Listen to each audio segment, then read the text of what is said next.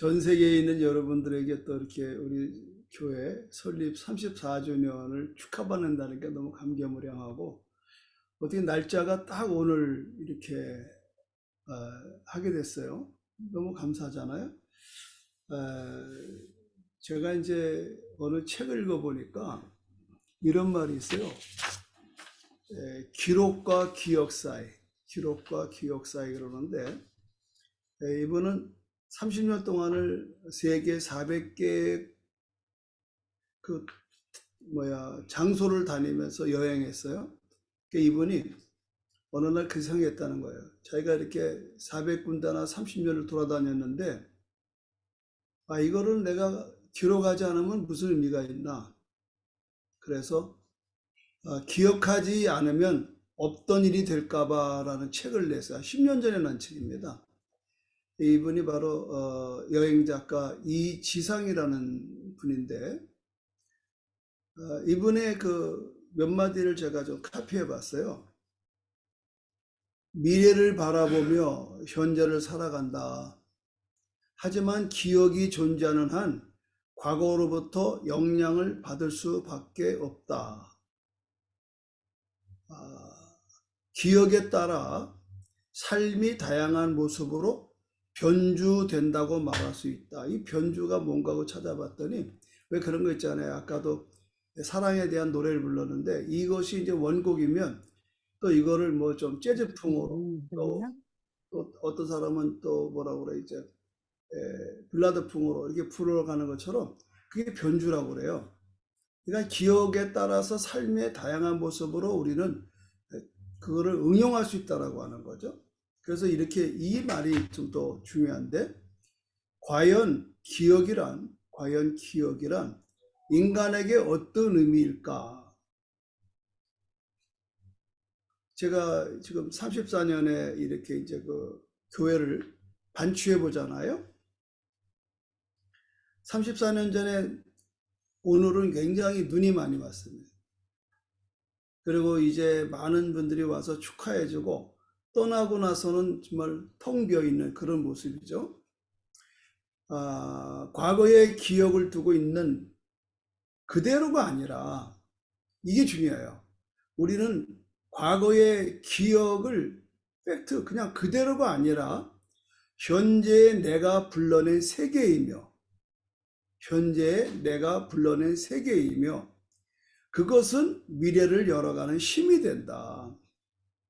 우리가 국가적인 역사, 세계적인 역사, 또 여러분의 선교의 스토리가 그냥 그대로라기보다는 이것을 기억해내는 지금 내가 불러내는 세계가 뭐냐, 아픈 상처와 쓴뿌리냐, 이것이 아니고 좀 더 긍정적인 생각으로 돌아갈 수 있다. 그러면은 그것은 미래를 열어가는 힘이 된다 하는 거예요. 우리가 과거를 기억해낼 수 있는 것은 두 중에 하나입니다. 그냥 이곳에 좀 한국의 서울의 봄 영화 굉장히 많이 보고 있거든요. 여러분들은 이제 볼 기회가 어떨런지 모르겠는데, 그 과거의 그런 그 신군부가 들어서는 과정에 그 불과 몇 시간 안의 것을 아주 굉장히 드라마틱하게 아주 이렇게 영화를 찍어내서, 저도 보면서 그냥 얼마나 가슴이 쪼이는지 몰라요. 저는 그때 현역으로 있었거든요. 그래서 그런 상황을 볼 때에 많은 젊은이들은 막 분노했다고 그래요. 그래서 인터넷으로 막 분노 게이지를 막 올리는 그런 뭐 이벤트도 하고 그러는데, 저 같은 경우는 분노보다는 저 역사 속에서 나는 똑같은 군인으로서 뭘 했나. 제가 이제 작전과에 있었기 때문에 거기에 나오는 그 진돗개 1호, 그거는 뭐냐면 전쟁 대비거든요. 그 작전을 우리 부대에 1700명 부대에 제가 제일 먼저 접수를 해서 각 예하 부대에 나눠주는 그런 일을 했어요. 그때부터 이제 우리는 완전군장하고 뭐 금방 전쟁 나는 거죠. 영문도 모르고. 그러니까 대통령 시해 사건이 있었고 그때가 참 너무 힘들었죠. 대통령은 죽었다고 그러지. 또 북한에서 쳐들어온다고 그러죠. 이런 과거가 지금 내가 어떻게 불러내느냐. 그것은 이 과거를 내가 통해서 앞으로 내가 살아가야 될 미래를 열어가는 힘이 된다는 거예요. 그래서 지금 우리가 너무 이 진영 논리로 나가고 그러는 이유들이 다 이런 겁니다. 중요한 것은 제가 이제 오늘 뜻깊은 저의 34년 전을 추억하는 이야기. 저희 교회는 제가 이제 군대에서 작전과에 있었기 때문에 우리 부대의 전체적인 역사적인 기록을 제가 매해마다 해서 상군사령부에 보고하는 그런 게 저한테 보직이거든요. 그러다 보니까 목회를 하면서 처음부터 지금까지 우리 교회 모든 소소한 기록을 다 연역을 만들어요. 연역이 굉장히 많습니다. 보통 다른 교회 보면은 뭐 목사님 오고 간 거, 뭐 전도사 오고 간 거, 뭐 이런 거 외에는 안 쓰더라고. 근데 저는 그렇지는 않아요. 정말 교회에 여러 번 다녀간 것도 다 써 있고요. 그런 것들이 우리의 미래를 열어가는 힘이 된다라고 하는 거예요. 자, 이런 말씀을 제가 왜 드리는가 하면 제가 이제 그 존경하는 분이 바로 그 김영석 교수입니다. 이 김영석 교수님이 지난 1월 7일 날 KBS TV의 앵커인이라고 하는 그런 방송에 인터뷰가 돼요. 아주 짧은 한 3분 정도의 인터뷰인데 앵커가 질문합니다. 이 프로그램의 제목이 100년을 살다 보니 묻습니다. 100년을 살다 보니 인생에서 가장 소중한 것이 뭐라고 생각하세요? 라고 질문하니까 김 교수님이 성실한 인격, 나를 희생시키면서 사랑할 줄 아는 사람, 이 두 가지가 결국은 나를 이끌어 줬다 그러는 거예요. 저는요, 이분이 이 말을 서두에서 한 것을 저는 금방 알아차렸습니다. 왜 그러냐면 이분의 그 강연 가운데 제가 굉장히 잊을 수 없는 이야기는 뭐냐면 교리와 진리를 저한테 명확하게 가르쳐 주신 분이기 때문에 그렇습니다. 물론 이분이 제가 이제 고등학교 이렇게 또 청년 때에 많이 이분의 책을 그때는 우리가 안병욱 교수님 책, 또 김영석 교수님 책, 뭐 이런 분들의 책을 많이 가지고 우리의 그런 철학의 문을 열었죠. 그러니까 이분들에게 제가 좋은 건 저는 뭐 공부를 많이 안 해서 무슨 뭐 철학적인 그런 건 모르지만 그러나 생활 철학, 정말 사람이 무엇을 생각하고 살아가는 거야. 그때 안병욱 교수의 책이 있는데 그거 뭐냐면 뜻 있는 것에 길이 있다면 제가 그 책을 얼마나 읽었는지 몰라요. 오늘 새벽에 내가 그 얘기를 했는데 뜻 있는 것에 길이 있어요. 그래서 제가 이제 이 김영석 교수님의 이야기를 제가 조금 먼저 시작을 하려고 그러는데 여러분 아신 대로 이분은 숭실중학교를 다녔잖아요. 근데 숭실중학교를 입학하고 보니까 숭실전문학교에서 신앙 강좌를 하는 거예요. 이 봄, 가을로. 그 미션 스쿨은 다 그걸 하거든요. 근데 이제 자기가 거기 참여할 건 아니지만 슬쩍 들어가서 듣고 싶어서 들으러 갔다는 거예요. 근데 이제 보통 이제 한 3, 4일 하는데 4일을 하는데 그 첫날, 둘째 날, 셋째 날, 넷째 날에 강사들이 다 달라요. 그런데 그 강사들이 두 분이에요. 하나는 두 분은 목사님, 두 분은 애국지사. 그 목사님은 그 평양에선 그래도 굉장히 큰 교회 목사님, 또 한 분은 뭐 저같이 뭐 교단협의 회장이라든가 뭐 성시와 대표 뭐 이런 것을 하시는 분 두 분, 내가 볼 때 아마 인사치레로 불렀던 것 같아요. 그런데 이제 목사가 아닌 두 분이 연사인데 하나가 누구냐? 조만식 선생. 또 하나 누구냐? 안창호 선생님. 이제 이 김명석 교수님의 얘기는 뭐냐면 먼 훗날이죠. 뭐 그때는 그걸 몰랐는데 먼 훗날 자기의 삶의 진로를 결정할 때 그게 굉장히 중요한 추억이 됐다는 겁니다. 뭐냐면 두 목사님은 상당히 이제 예수 믿고 이렇게 살아야 된다, 저렇게 살아야 된다, 좀 어떤 교리적인 부분을 많이 강조하더라는 거예요. 뭐 그 자기도 굉장히 신앙이니까 은혜 많이 받았다는 거예요.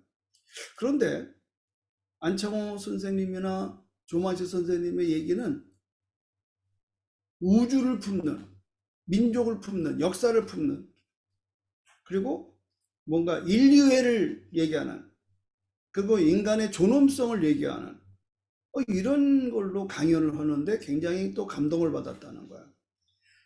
뭐 어쨌든 네 분의 그 내용에 다 감동은 왔는데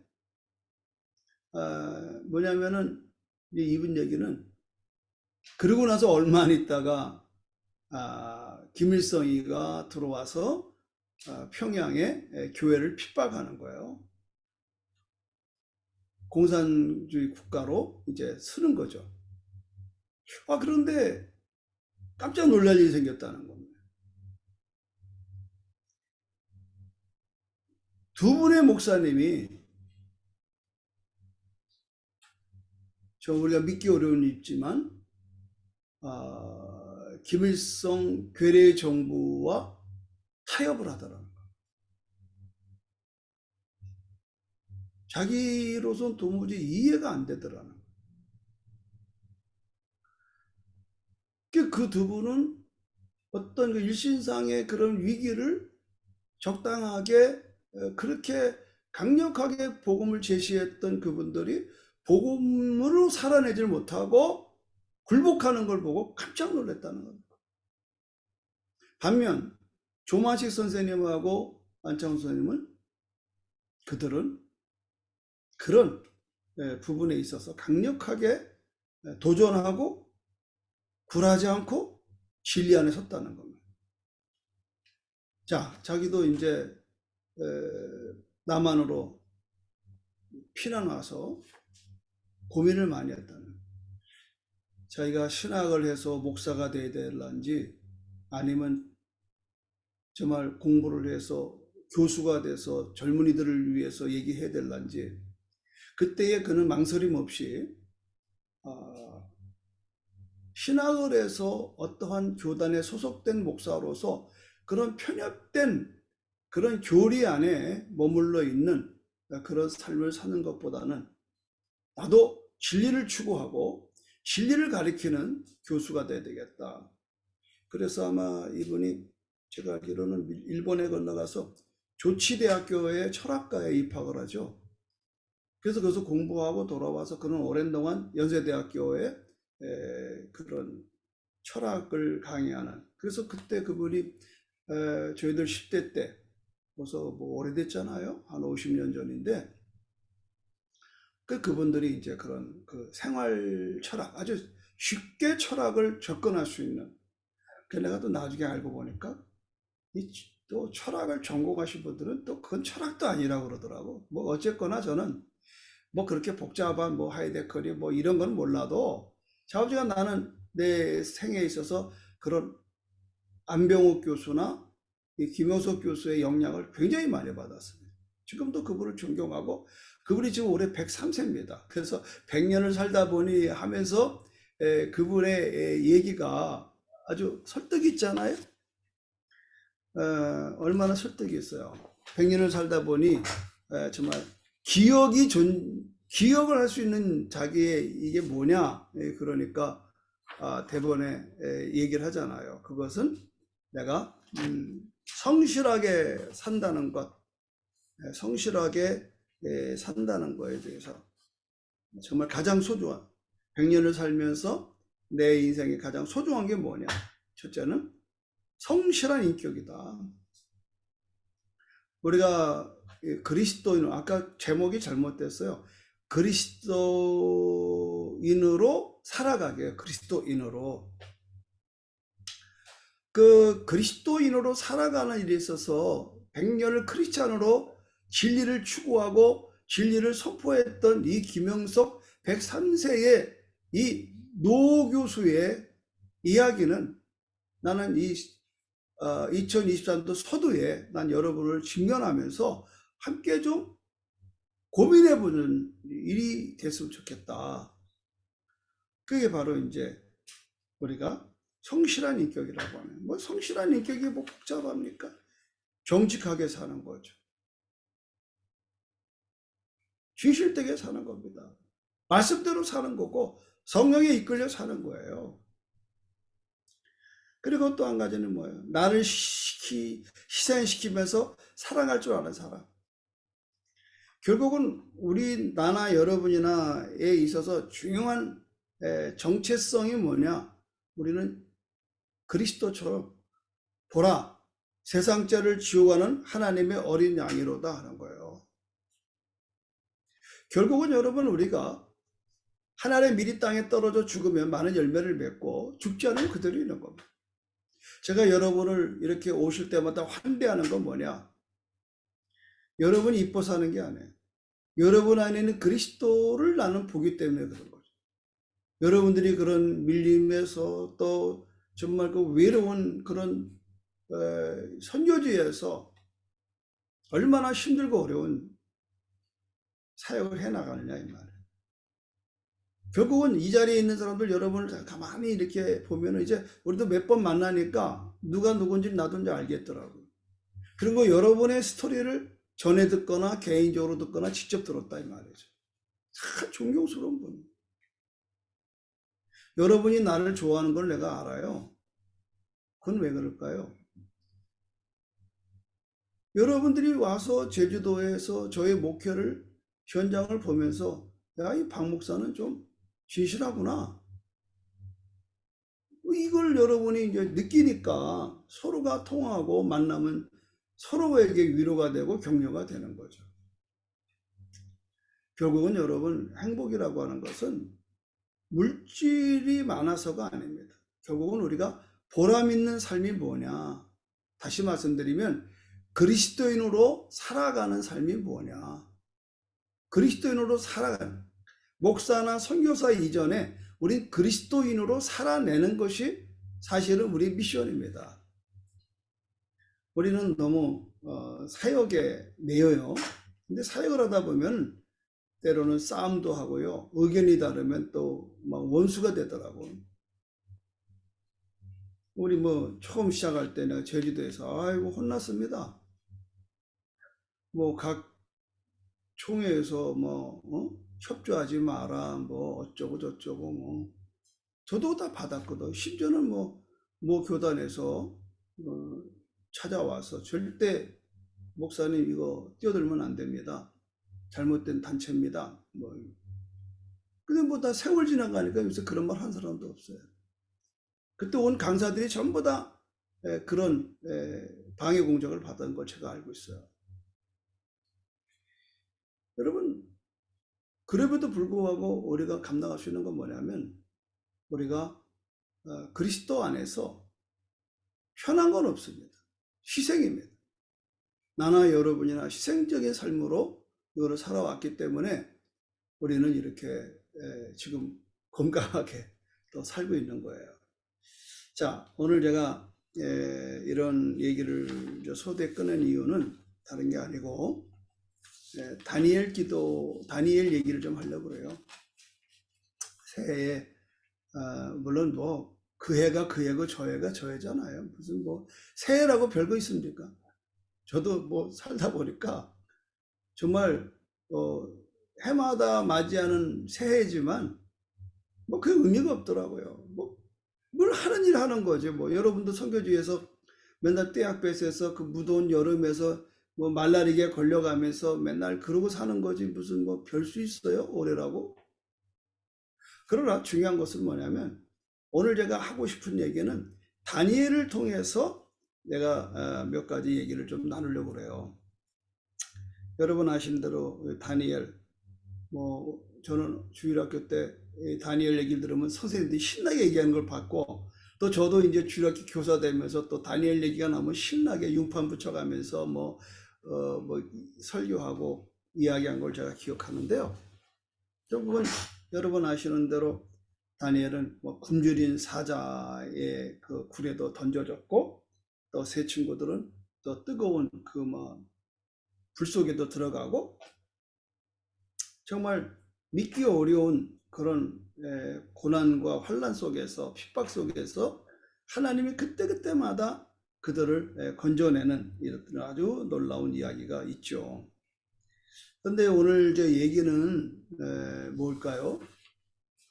여러분 아시는 대로 먹는 얘기입니다. 먹는 얘기. 지금 왕의 배급의 양식을 거절하잖아요. 거절한 이유가 뭐예요? 그 음식의 고기가, 포도주가 전부 다 이방 신들, 바벨론의 신들에게 올려졌던 것들이 내려와서 이제 이 포로들을 된 이 선택된 이제 앞으로 이 바벨론의 속국들을 다스리는 일에 필요한 이러한 인재들을 훈련시키는, 여기는 뭐 다니엘만 있는 건 아니면 많은 나라에서 잡아온 그런 포로 가운데에 왕족이나 귀족이나, 정말 아주 뭐 성경은 뭐 용모가 뭐 준수하고 뭐 똑똑하고 뭐 다양하잖아요. 그러니까 이런 사람들을 잡아다가 전부 다 3년을 그들을 교육시키고, 쉽게 이름도 다 바꿔버리잖아요. 그러니까는 다시 말해서 어느 나라에서 잡아왔던지 간에 그 사람의 정체성을 바꿔버리는 겁니다. 이 정체성을 바꾸는 일에 제일 먼저가 뭐죠? 먹는 겁니다. 먹는 거예요.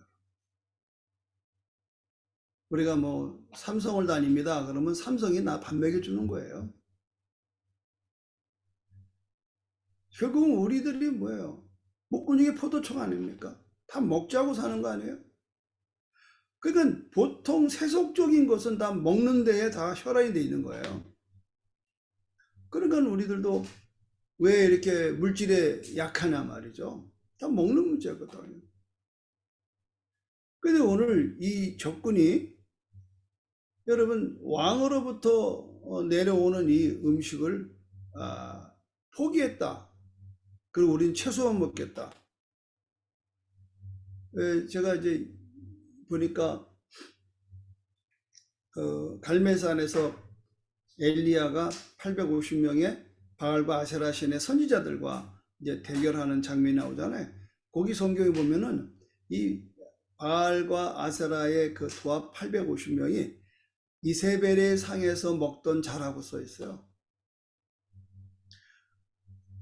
그러니까 우리들의 삶의 그 근거가 뭐냐? 누군가의 절대적인 대상으로 말미암아 우리가 다 먹고 산다라고 믿는 거죠. 여러분 아시는 대로 왜 가나안 땅에 바알과 아세라 신을 그들을 만들어서 섬겼을까요? 그들은 풍요의 신입니다. 여러분 아시는 대로. 그러니까 바알과 아세라는 비의 신이죠.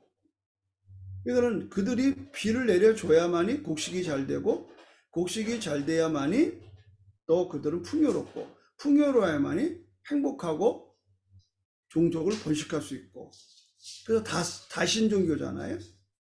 그러니까 이런 것들이 가나안의 지배적인 영적인 분위기란 말이죠.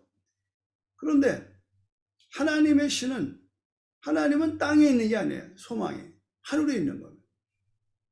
우리는 위로부터 난 자거든요. 그러니까는 선민 이스라엘은 그런 풍요에 매이는 존재가 아니에요. 그러니까 예수님도 그 말잖아요. 뭘 먹을까 마실까 염려하지 말라. 이런 다 이방인이 구하는, 하늘에 있는 하나님은 너희의 먹고 마실 걸 다 아신다는 거야. 너희 필요를 아신다는 거야. 아실 뿐만 아니라 채워주신다는 겁니다. 놀라운 일이잖아요. 그래서 사람이 떡으로만 살 거다 아니요, 하나님 입에서는 모든 말씀을 살 거다. 결국은 우리들도 사실 뭐 냉정하게 보면은, 나나 여러분이나 다 뭐 사례비 연말 되면은, 또나 여러분 선교소에서는 이제 코로나 때 막 선교비 다 끊기고 줄고, 그 얼마나 여러분 염려스럽겠어요. 사역비 안 오고. 뭐 우리가 다 겪었던 거란 말이죠. 그래서 여러분들이 이렇게 연대해서 이런 새벽 중보 기도를 만들고, 이게 빈곤의 축복입니다. 여러분이 코로나 없었으면 이게 있어요? 없죠. 다 각자들 그냥 뭐 각각의 자리에서 뭐 자기 사역하기 바쁘지 무슨 연합이 어디 있고 뭐가 어디 있겠어요. 근데 이런 빈곤, 결국은 코로나로 인해서 모든 심지어는 생명을 잃고 또 사역비가 끊기고, 이 비로소 우리는 하나님 밖에는 우리를 건져낼 자가 없다고 믿기 때문에 여러분들은 이 기도를 통해서 수많은 아픔과 고통을 호소하고 그리고 기도했던 거란 말이죠. 그래서 여러분, 이 먹는 문제가요 우스운 게 아닙니다. 정말 우스운 게 아니에요. 그러나 다니엘이 이렇게 거부할 수 있었던 그 힘이 어디서 나오냐, 그런 결단이 어디서 나오냐, 그것은 다른 게 아닙니다. 다니엘은 그의 조상들이 광야에서 만나를 먹였던 하나님에 대한 절대적인 믿음을 갖고 있었다는 거죠. 절대적인 믿음. 우리 하나님께서 무엇을 구하든지 주시지만, 그러나 여러분, 구하지 않아도 주는 건 뭐예요? 먹고 마시는 거예요. 예수님도 그랬잖아요. 주기도문 가운데 일용할 야식을 구하라고 그랬단 말이죠.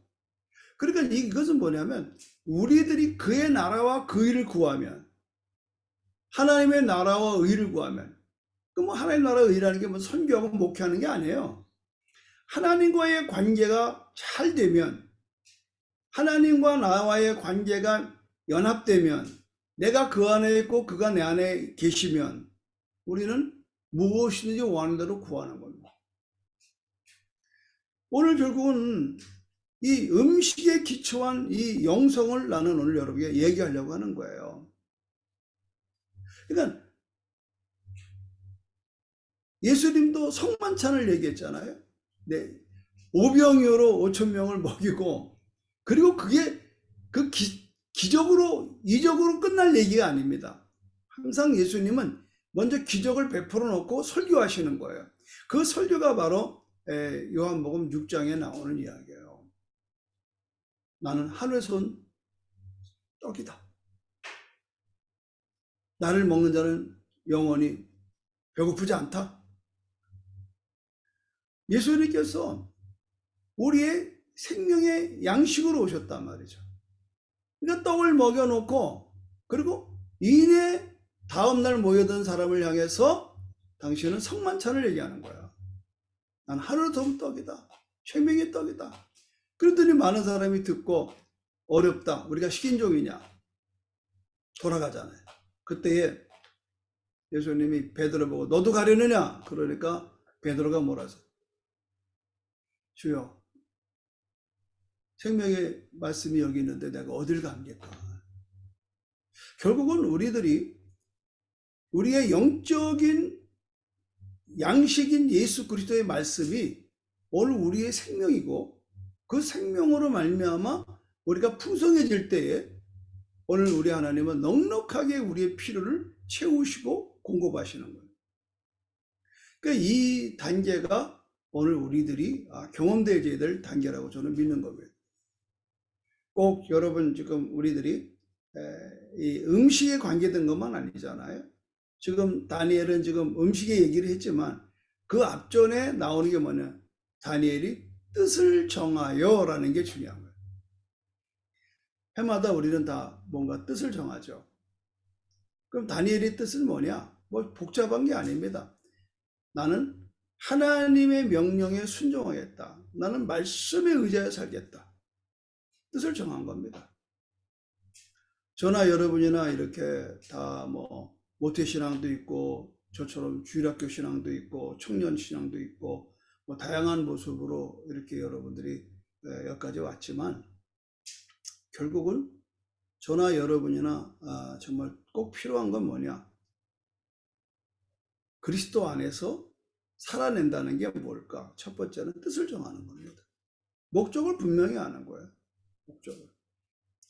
그렇게 되면 우리들이 그 목적을 이루는 일에 있어서는 여러분 걱정하지 않아도 되는 게 뭐냐면 오늘 본문의 말씀에 보시면 이제 8절에 다니엘은 뜻을 정하여 왕의 음식과 그가 마시는 포도주로 자기를 더럽히지 아니하니라 하고 자기를 더럽히지 않도록 환관장에게 구했습니다. 뜻을 정하고 그 뜻을 이루기 위해서 구하는 겁니다. 그랬더니 9절은 뭐라 그러냐면 하나님이 다니엘로 하여금 환관장에게 은혜와 긍휼을 얻게 하셨다 그러는 거예요. 여기에 하나님이 개입하는 겁니다.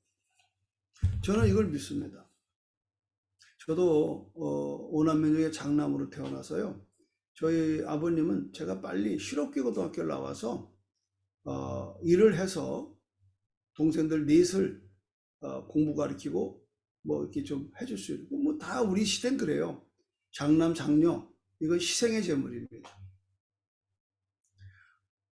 근데 제가 17살 때에 예수님을 인격적으로 만나고요. 생각이 바뀌었어요. 아버지의 염려대로 내가 뭘 먹을까 마실까 걱정하는 인생이 돼서는 안 되겠다. 나는 육신의 아버지의 뜻도 중요하지만 더 중요한 건 하나님의 아버지의 뜻이 더 중요하다. 그래서 오늘 아까 읽어드렸던 뭘 먹을까 마실까 입을까 걱정하지 말라.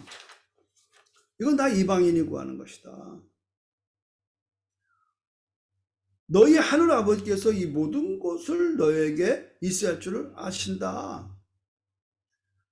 이거는 저에게 있어서의 먹고 사는 문제가 심각했어요.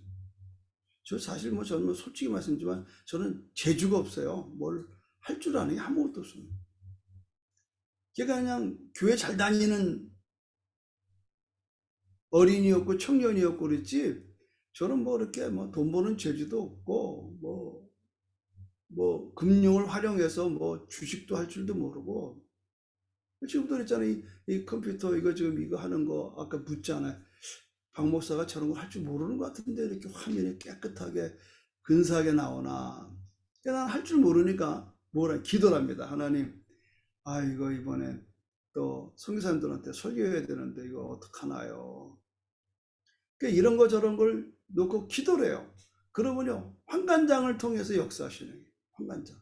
아까 우리 인사했던 리처드 집사가 환관장에게 하나님이 그러잖아요. 하나님이 다니엘로 하여금 환관장에게 은혜와 긍휼을 얻게 하셨다. 은혜와 긍휼을 사람을 통해서 오는 겁니다, 여러분. 사람을 통해서. 그러니까 우리의 인생이 나 혼자 사는 게 아니에요. 독불장군 없어요. 내가 연약할 때에 하나님께 구하는 거라고요. 그럼 하나님께서 사람을 보내든지 환경을 변화시킨단 말이죠. 그러니까 저도 내 인생의 뜻을 정할 수 있었던 것은 말씀의 힘입니다. 내가 이 말씀이 없으면 어떻게 뜻을 정하겠어요? 너희는 먼저 그의 나라와 그 일을 구하라. 그리하면 이 모든 걸 더하시리라. 나 솔직히 말씀드려서 앞에 그 나라와 그 일은 모르겠고요. 어쨌든 뭔가 하나님의 나라와 일을 구하면 모든 걸 더하신대. 먹을 거, 마실 거, 입을 거 더하신다는 거예요. 꼭 먹고 마시는 내 생활, 내 삶의 인생의 성공적인 것, 내 인생에 뭔가 보람 있는 거 이게 다 어디서 나온다? 하나님의 나라와 의를 구하는데 나와요. 나는 맨 처음에는요, 젊을 때는 하나님의 나라와 의를 갖다가 참 교회에 열심히 봉사하고 충성하고 헌금하고 뭐 전도하고 막 이러면 되는 줄 알았어요. 안 되더라고요. 여러분도 잘 생각해 보시라고. 우리는 거기에 몰입돼 있어요. 몰입이 아니라 매몰돼 있어요. 매몰돼 있습니다. 교리입니다, 여러분. 김영석 교수님이 그 10대 초반에 평양에서 들었던 4사람의 이야기의 2명의 목사님들 다 뭐예요? 너 열심히 충성해라, 봉사해라, 희생해라, 헌금해라, 선교사 나가라, 목사 되라. 그러면 너 복 받는다. 다 됩니까? 저나 여러분이 뭐 노력 안 해서 지금 이렇게 고생하고 삽니까? 아니라 말이죠. 김은숙 교수의 메시지는 뭐냐면 진리입니다. 예수님께서 나는 길이요 진리요 생명이라. 우리는 지금 교리에 매몰되어 있다고. 말씀을 잘 가르치고 교리를 잘 가르치면 천국 가는 줄 알아요? 아닙니다. 진리를 만나야 돼요. 예수도를 만나야 돼요. 인격적으로 예수도를 정확하게 만나야 돼요. 그리고 그리스도의 만남이 연합이 돼야 돼요. 이게 없으면 우리는 아무것도 할 수 없어요. 지금 여기 요한복음 6장 27절 다시 띄워보세요. 그거 아주 근사하게 잘 올리셨어요. 결국 우리들이 양식이 뭡니까? 결국 하나님의 나라를 구한다. 나는 깨달았어요. 뒤늦게 깨달았어요. 하나님과의 친밀함이더라. 정말 하나님과의 친밀함. 제가 지난번에 설교 때도 얘기를 했나 모르겠네요. 3년 전 2021년 그 3월 28일 날이 이제 종료주일인데요. 아직 언제까지 시간 다 됐네. 종료주일인데 제가 고난주간 때 고난주간 앞두고 종료주일에 설교하단 말고 그런 얘기를 했어요. 세상의 아름다운 풍경은 세상의 풍경 중에 제일 아름다운 풍경, 모든 것들이 제자로 들어가는 풍경. 이게 하덕규 목사님이 그 가수 생활 때 불렀던 풍경의 노래잖아요. 갑자기 원고에도 없는 게 떠올라서 그 얘기를 읊었어요. 그러면서 이랬어요. 야, 나도 과거에 20년 전에는 그냥 고난주간 그러고 그냥 일주일씩 기도 가서 금식하고 오고 성도들도 아침 금식하라든가 금요일날 성금요 이런 말이죠. 뭐 전부 다 막 온전 금식하고 막 이렇게 했는데 언제부턴가 내 머리에 금식이라는 단어가 사라졌어. 이게 깜짝 놀랐습니다. 그냥 자조하는 마음으로 그냥 참 우리가 하나님 앞에 돌아가는 풍경이 돼야 되겠다. 다시 우리의 정말 고유의 우리 한국만이 할 수 있는 그만 새벽기도, 철야기도, 또 뭐 금식기도 이거 돌아가야 된다. 이러고선 끝냈는데 그 다음날 아침 목회실에서 이렇게 차 한잔 마시고 앉아 있는데 주님이 찾아오셨어요. 그분이 저한테 속삭이시는 거예요. 종아, 너만이라도 아름다운 풍경으로 돌아가면 안 되겠냐? 제자리로 돌아가면 안 되겠냐? 그 아주 하소연 같은, 마치 내가 안 들어줄 것 같아서 걱정스럽게 애절하게 그러면서도 사랑스럽게 얘기하는 그 음성 앞에 내가 압도가 돼서 통곡을 하고 그랬어요. 왜 그러냐면 그동안 그렇게 내가 주님의 음성을 잊고 살았더라고. 뭐 목회만 잘하면 되는 줄 알고 그냥. 근데 그러는 사이에 주님과의 친밀한 관계를 놓쳤던 거죠. 오랜만에 눈물을 흘렸어요. 그리고 일주일을 금식을 했어요. 그리고 일주일 후에 4월 3일 날 오후 3시에 주님이 성령의 임재가 임하는. 더 뭐 오두방정 떠는 거 아니에요. 울글불글 하는 거 아니에요. 그냥 조용하게 금식을 마무리하는 데 마음건데 성령이 가득히 채워지는 거예요. 그게요. 그때부터 지금까지 저의 삶이 얼마나 평화로운지 여전히 그분이 내 곁에서 교제하고 또 얘기하고 그분의 얘기를 난 또 듣고 또 내 얘기를 하고 오늘 내가 이 설교도요 뭐 이렇게 요란하게 뭐 준비하는 건 물론 원고에 준비했지만 그러나 이제 기도하는 가운데 우리 선교사님들한테 어떤 말씀을 드리면 좋을까 해서 이제 오늘 얘기를 한 거예요. 여러분 우리가 다니엘은 포로의 신분에도 담대하게 하나님의 백성이라고는 정체성. 나는 정체성 얘기할 때마다 여러분 뭐 영화를 보는지 모르겠는데 옛날에 그 베테랑이라는 황정민 나오는 영화 있었어요. 그 친구가 이제 자기 이제 그 경찰인데 그 뇌물을 먹은 경찰을 한방 갈겨놓고 새끼 말이야. 우리가 돈이 없지 가오가 없냐? 가오가 뭐예요? 폼. 내 어떤 갖고 있는 바운다리, 내 삶의 어떤 그 내가 누구라고 하는 그런 그 가오가 없냐 말이야. 가오다시가 그거예요. 그 한 단어가 나를 굉장히 두드렸습니다. 우리는 돈은 없어요. 그러나 우리는 하나님의 자녀, 하나님의 일꾼, 우리는 하나님부터 난 자들이잖아요. 우리는 천국 백성이란 말이죠. 이 분명한 정체성이 다니엘은 비록 포로지만 그는 놓치지 않은 거죠. 이게 여러분 도도하게 흘러서 다니엘은 65년간 총리로서 여러 왕을 갈아치는 가운데서도 그는 존재했던 겁니다. 여러분, 다니엘에게 있어서 산의 진미를 맛보고 왕의 신임을 얻는 것보다 자신은 하나님의 자녀라는 것, 하나님의 백성이라는 것, 자기의 신분을 더럽히지 않기로 뜻을 정하고 경건한 삶을 살아냈다는 거죠. 세상의 인정보다 하나님의 뜻을 지키는 것이 더 중요하다 생각을 하는 거예요. 뭐 내가 회장 안 되면 어떻고 뭐 성공 안 하면 어때요? 중요한 건 내가 머문 자리에서 그런 뜻을 정하고 구하면 하나님은 우리 주위의 사람들을 변화시켜서 그들로 인해 아까 말씀드린 결론, 우리가 정말 하나님의 그 인도하심을 경험하게 된다. 결국은 나는 새해에 여러분들이 정말 경건한 삶을 살기 위한 결단이 무언가. 자꾸 우리는 사역에 매여서 이것도 해야 되고 저것도 해야 되고 막 이런 상황이지만, 저도 지금 이제 앞으로 3년도 채 안 남은 상황에서 지난번에 말씀드린 대로 우리가 300평 교회를 이렇게 짓기로 이제 공동회에서 결정을 냈어요. 이유는 다른 거 없습니다.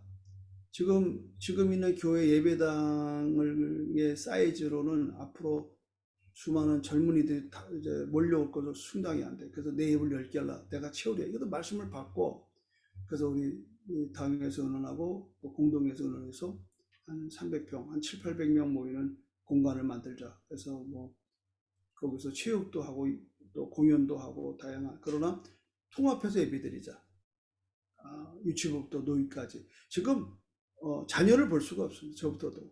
교회에서나 이제 손녀를 보는데 같이 예배를 드리고 싶은 거예요, 애들하고. 그래서 그냥 통합해서 1부, 2부, 3부 하지 말고 그냥 하나 모아서 정말 무대 넓게 해가지고 매주 하기는 어려워도 한 달에 한 번씩 이번에 유치부, 청년부, 또 노인부 이렇게 해서 성탄절 전야제만 그런 게 하지 말고 할 수만 있으면 매주 축제적인 예배로 춤추고 노래하고, 원래 예배는 춤입니다, 여러분, 노래고. 그래서 그런 예배를 전환해 보려고 지금 준비를 하고 있어요. 여러분 기도 부탁드리고요.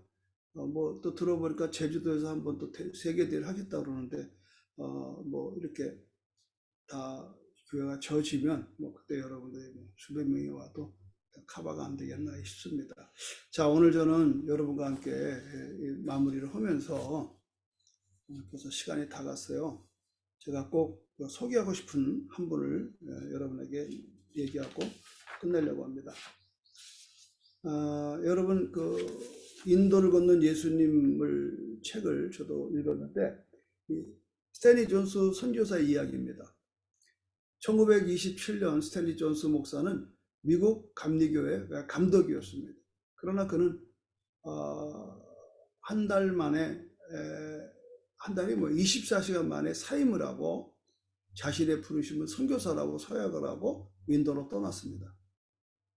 인도 선교를 마치고 미국으로 돌아와서 복음을 열심히 전하다가 69세, 지금 내 또래 나이에 뇌출혈로 쓰러졌죠. 오후 2시에 쓰러져서 사람들에게 발견되기 7시까지 5시간 동안을 전신마비로 꼼짝을 못하게 있었다고 그래요. 그때 딸 유니스 매튜가 병원에 도착하자 이 스탠리 존스 목사님은 이렇게 말을 했다는 거예요. 나는 지금 죽을 수 없다. 마지막으로 해야 할 일이 남아있다. 스탠리 존스 목사는 왜 이런 말을 했는가에 대해서 더 살고 싶어서인가? 아니란 말이죠. 그가 5시간 누워있는 동안에 놀랍게도 자신의 믿음이 전혀 흔들리지 않는 걸 알게 됐다는 거예요. 그가 그 글에 보면 아무것도 변한 것은 없습니다. 나는 그전 그대로였습니다. 기도로 하나님과 교통하고 있었고 여전히 하나님의 흔들리지 않는 왕국에 속해 있었습니다. 이게 정체성이란 말이에요. 다만 외부 세상과 연락할 수 없을 뿐이었습니다. 누가 연락할 수도 없고 하지만 다 마비가 돼서 그러나 여전히 그 영혼은 하나님과 친밀한 교제 속에 기도하며 있었다는 거예요. 그래서 이렇게 말해요. 자신이 믿음을 붙잡는 것이 아니라 믿음이 자신을 붙잡고 있음을 감격해 했다 그러는 거예요. 이때 놀랐던 그 은혜가 이런 겁니다. 나는 지금 죽을 수 없다. 마지막으로 내가 할 일이 있단다 하는 거예요. 그 딸한테 고백한 겁니다. 그래서 중풍으로 보스턴 병원에서 누워 있었던 이 목사님이 간호사에게 그랬잖아요. 유명한 얘기잖아요. 간호사에게 좀 어떠세요? 그렇게 하지 말고 인사할 때 굿모닝 하지 말고 내가 잠에서 깰 때에 나사렛 예수 이름으로 말하는 일어나라 이렇게 나에게 명령해 주세요. 그런데 놀라운 사실은 그가 얘기한 대로 간호사마다 의사마다 나사렛 예수로 명하러 일어나라. 스탠리 존스 목사는 일어나라. 막 이렇게 계속 해놨더니 결국 그가 일어났습니다. 그리고 다시 또 인도로 돌아가서 20년 동안 선교사에서 그가 89세에 하늘나라 갔죠. 그때 이 은혜를 쓴 책이 그 하나님의 긍정입니다. 하나님의 긍정.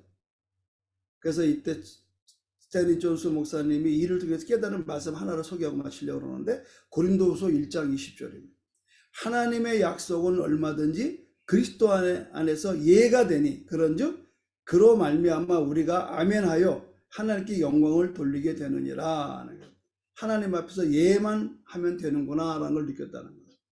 사랑하는 우리 선교사 여러분, 예수님은 하나님의 아들이고 하나님 자신이잖아요. 여러분 예수님처럼 강한 긍정이 없습니다. 예수님은 언제나 예라고 하셨단 말이죠. 가장 고통스럽고 저주스러운 십자가에 쫓아서도 그는 예라고 하셨습니다.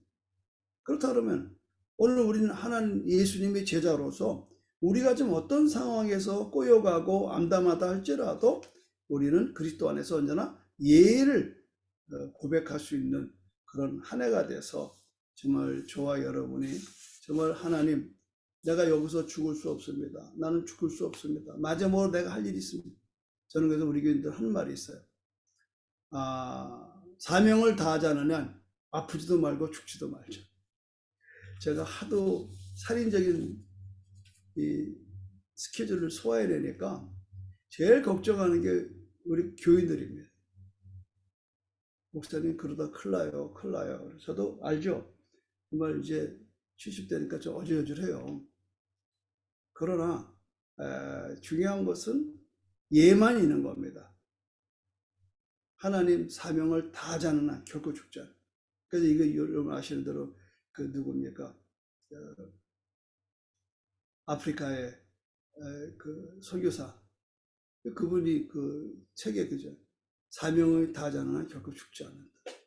리빙스턴이 한 얘기잖아요.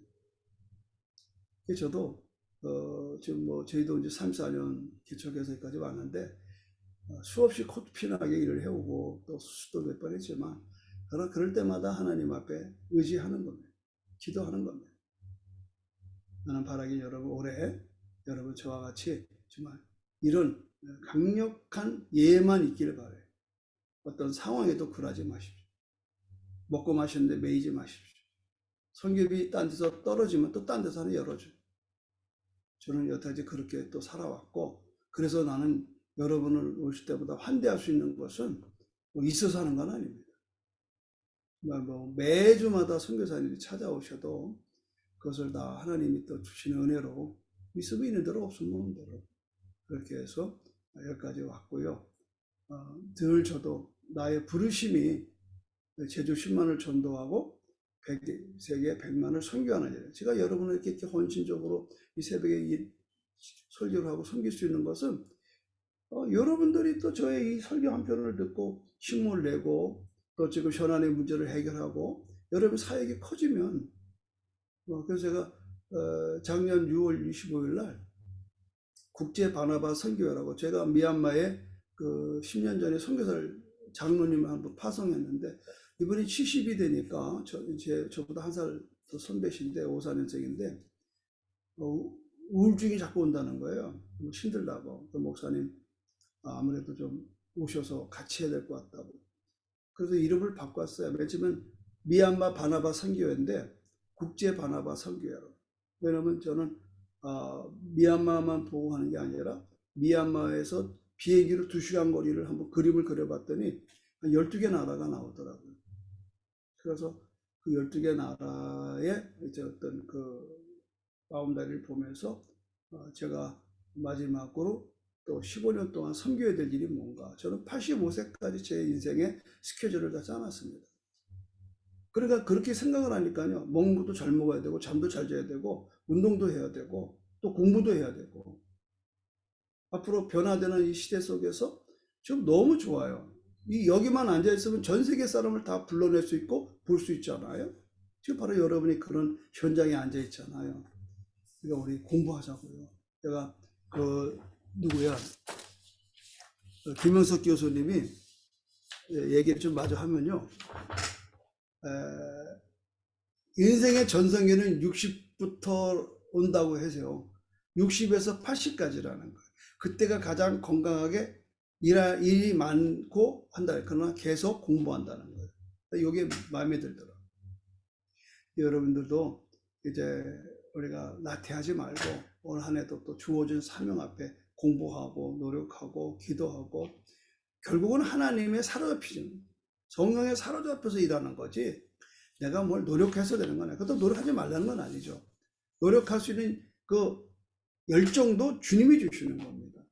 여러분 아신 대로 많은 사람이 저보고 열정의 목사라고 그러는데 내가 열정적인 사람이 태생으로는 아닙니다. 저도 게으르고 저도 뭐 나태하고 무능한 사람이에요. 그러나 그 열정의 마음을 하나님 자꾸 주시니까 왜 나도 끌려다니는 겁니다. 사실은 하나님이 그냥 끄는 대로 끌려가는 거예요. 그래서 저는 하는 말이 우리 부교육자들 보고 하나님이 인도하는 대로 가자. 하나님이 인도하는 만큼만 가자. 이끄는 대로 가자. 우리는 그래서 뭐 너무 오바도 안 하고 그렇다고 뒤처지도 않고 그냥 하루하루 그분이 인도하는 대로 우리가 살아나가는 진리 안에 거하는 그리고 그 진리 안에서 내가 참된 자유를 내가 자유롭지 않고는 무슨 선교가 되고 설교가 되겠어요. 안 돼요. 그냥 내가 그리스도 안에서 나는 자유함을 그리스도 안에서 내가 주시는 능력으로 우리가 살아가는 한 해가 되기를 주님의 이름으로 축원합니다. 기도하겠습니다. 아멘. 하나님 아버지 고맙고 감사합니다.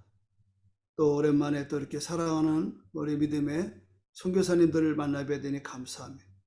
주님이 감동된 대로 오늘 그리스도인으로 살아내기. 참 우리는 그리스도인이지만 또한 우리는 목사요 선교사입니다. 우리 각각의 주어지는 삶의 현장에서 그 나라와 그를 구하는 일꾼들입니다. 주여 그러나 사역에 매몰되지 않게 하여 주시고 먼저 하나님과의 관계가 회복되어지고 그분과의 친밀한 삶 속에서 그분이 주는 힘으로 우리가 살아가는 그리고 해결해 나가는 역사가 있게 도와 주시옵소서. 올 한 해도 하나님 각각의 주어진 비전 앞에 전신전력할 때에 놓치지 않을 것은 바로 주님과의 사랑이요. 그 사랑 안에서 내가 평강이요, 기쁨이요, 휴식이요, 또 우리의 삶에 무엇보다 주시는 그 놀라운 용기요 믿음인 줄로 믿습니다.